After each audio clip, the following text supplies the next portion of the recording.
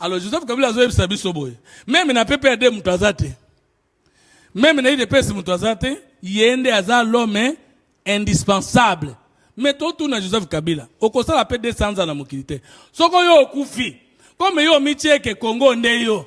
Siko Congo anatango yo kokufa. Eko kufa na yo to ekotikala. Yo ava botama. Congo ezalaki to ezalaki te. Sikoyo. Sikoyo. Toke na Joseph Kabila. To bandi. Joseph Kabila, moto a préparé qui ba élection, il y a 2018, OMMA qui Tshisekedi na pouvoir. L'Union africaine et pays qui ko publié, yende a publié autorisé qui va publier. Nanga l'habité accord de la qui signé. Tshisekedi a gagné l'élection te tuni bino. Tshisekedi a zaki na mindu kite po bolo ba ke bobanga ki. Pression ni na tshisekedi. Adala ki na mbongo te po bolo ba ke asomba ki bino.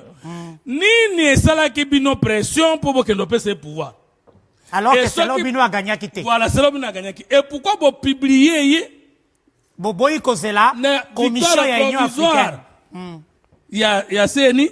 Pe bolobi ka ko bo signé na ye eza entre victoire provisoire proclamée par la CNI na définitive na constitutionnelle. Pourquoi vous ko signé accord na ye avant de proclamer de yo Kabila yo nanga. Tango bozulu bana ba Congolais pouvoir eza ya bi bo pesa ki Tshisekedi pouvoir ngo ya batata na bino ya bakoko na bino nde bo pesa ki moto pouvoir na ya peuple congolais. Alors ce qui Kabila yeba ki ke congolais za moto, est-ce qu'il peut parler ça en France? Tu peux dire devant les Français que le pouvoir que Macron c'est moi qui lui ai donné nga mutu na pesa otika sur la France.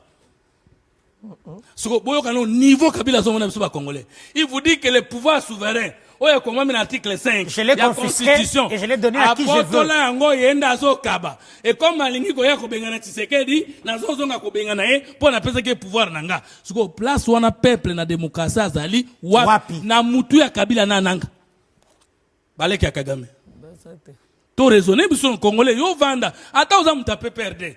Tu acceptes les lois que pouvoir au biso bakoko batikela biso tata na yo azala kite bakoko ne babunda ipona lipanda donc mboko batikeli biso nyonso ekoma ya fumu toto a decidaka alingi ko komisa président nani alingi ko longola ye mukoloni.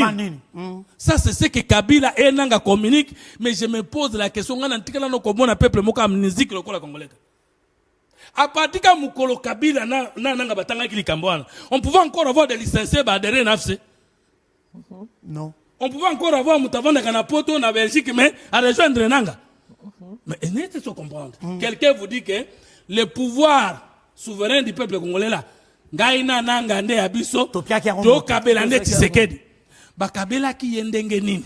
Et ceux qui Tshisekedi a postulé à raté, pays de PC bunda raté, mais pour ne pas y Kabela Nanda côté. Pour ne pas y Kabela. Donc, Ezali, ba faut fuir.